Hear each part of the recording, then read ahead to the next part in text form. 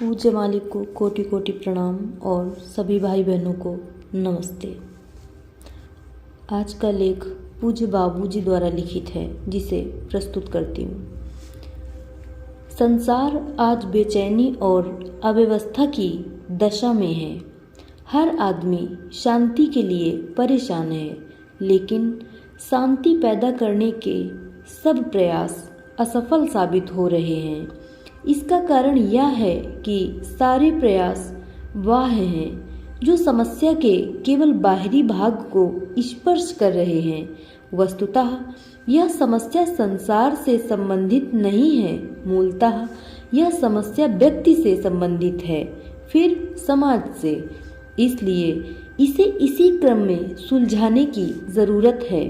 विश्व शांति का व्यक्तिगत शांति से निकट का संबंध है।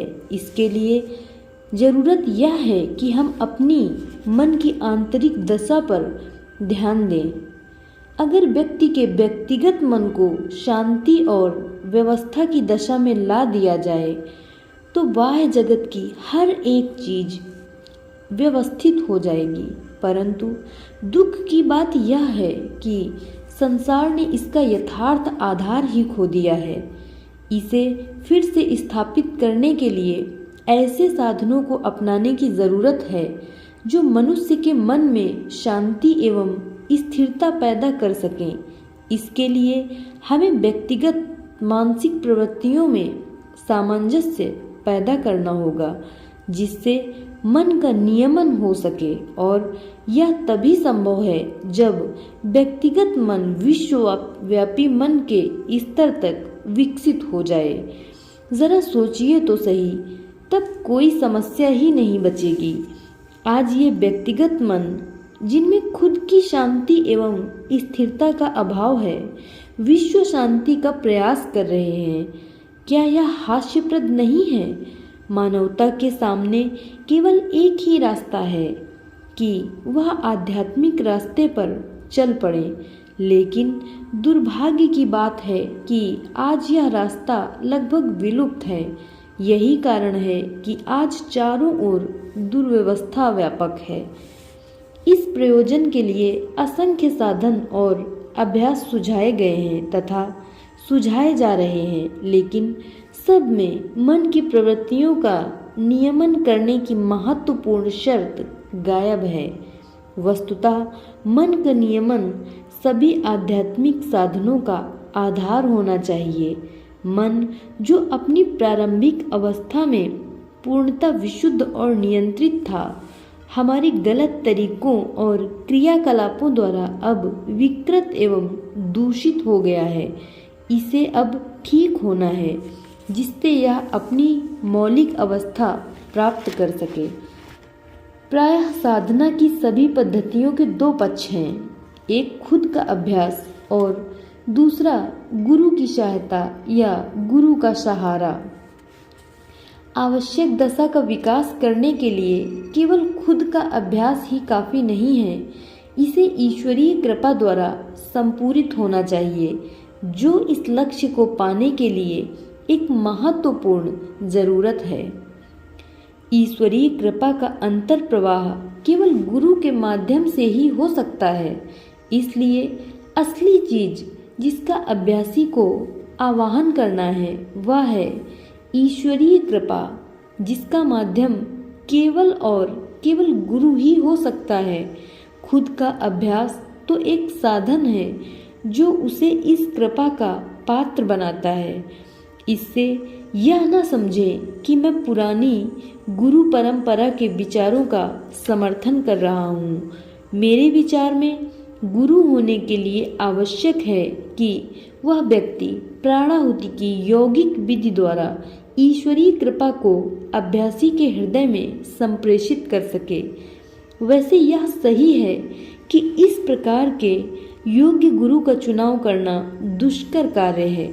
मैं आपको योग्य गुरु की पहचान का एक सरल तरीका बताता हूँ। जब भी आप किसी ऐसे व्यक्ति के संपर्क में आएं, तो यह एहसास करने की कोशिश करें कि उसका संसर्ग आप में शांति एवं स्थिरता की भावना पैदा कर पाने में समर्थ है या नहीं। आपके मन की चंचल प्रवृत्तियों पर बिना किसी प्रकार के भारीपन के एहसास के कुछ देर के लिए ही सही विराम लगता है या नहीं। अगर ऐसा है तो इससे आपको यह समझ लेना चाहिए कि यह वह व्यक्ति है जो आपके जीवन की समस्या को सुलझाने में आपकी मदद कर सकता है। सहज मार्ग में प्राणाहुति की क्रिया से ईश्वरीय कृपा की धारा को अभ्यासी की ओर मोड़ दिया जाता है। सच्ची बात तो यह है कि अभ्यासी की आध्यात्मिक उन्नति और उसके अंदर की जटिलता को दूर करने के लिए प्राणाहुति जो थोड़े समय में कर सकती है, उसे स्वतंत्र प्रयासों द्वारा पूरे दशक में भी नहीं प्राप्त किया जा सकता। गंभीर कठिनाइयाँ तब पैदा होती हैं जब पुस्तकों में बताई गई पुरानी विधियों के अनुसार स्वतंत्र रूप से ध्यान करने का अभ्यास किया जाता है। पुरानी पद्धतियों के अंतर्गत मन की अनवरत क्रियाओं को दबाने के लिए लगातार उससे संघर्ष करना पड़ता है। यह हर समय चलता रहता है और ध्यान का सारा समय विचारों और प्रवृत्तियों से संघर्ष में ही गुजर जाता है। इस सब पर बड़ी कठिनाई से काबू पाने की जगह सहज मार्ग के अंतर्गत हमें केवल अपने को गुरु की शक्ति से जोड़ लेना होता है, जिसका मन, इंद्रियां और प्रवृत्तियां सभी पूरी तरह अनुशासित और नियमित हैं। अपने को गुरु की शक्ति से जोड़ते ही अभ्यासी के अंदर गुरु की शक्ति का प्रवाह होने लगता है और उसके मन की वृत्तियां नियमित होने लगती हैं। इसलिए इसमें निश्चित सफलता प्राप्त करने के लिए गुरु की सहायता का अत्यधिक महत्व है। साधारणतया लोग प्रारंभ में मन की क्रियाओं को समाप्त करने की चेष्टा करते हैं। इसे प्राप्त करने का सबसे आसान तरीका यही है कि खुद को उस महान शक्ति से जोड़ लिया जाए जिसकी पहुंच इंद्रियों से परे हो।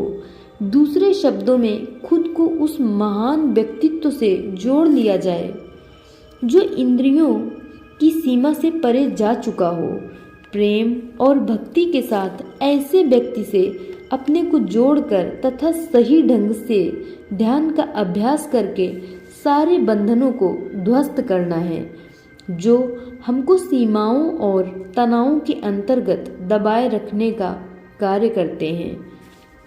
प्रार्थना है कि उसकी कृपा उतरे और विश्व एवं समग्र मानवता को शांति एवं व्यवस्था प्रदान करे। अनुशासन समर्पण की प्रारंभिक सीढ़ी है। प्रारंभ में यदि मानसिक अनुशासन का पालन संभव न हो तो शारीरिक अनुशासन से शुरुआत की जा सकती है। इसके बाद यदि शिष्य वास्तविकता का सही जिज्ञासु हो और उसके मन पर गुरु के सामर्थ्य का पूरा सिक्का जम जाए तो मानसिक समर्पण का विकास अपने आप होने लगता है। जब सीढ़ी के सबसे नीचे सोपान पर कदम रख दिया तो उसके बाद वाली सीढ़ी तो अपने आप ही नजर आने लगती है। धन्यवाद।